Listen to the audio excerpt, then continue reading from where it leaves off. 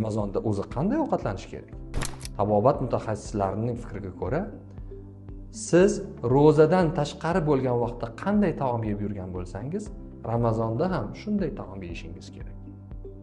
Yemayotgan taomingizni Ramazonda har xil, demak, taomlarni aralash-quralash qilib iste'mol qilish albatta sizni tanangizda ko'plab kasalliklarga olib kelib qo'yishi mumkin. Ibn Sino hazrati aytadilar, yomon odatlar ham xuddi tabiiy bo'lib ketadi deydilar. Shuning uchun odat muhim. Kishi nima taomga odatlangan bo'lsa, Ramazonda ham shuni taomida iste'mol qilsin. Ma'lumki, qadimda 2 mahal taomlanilgan. Birinchisi saharlikda, ikkinchisi asr vaqtida. Siz ham xuddi shunday qilasiz.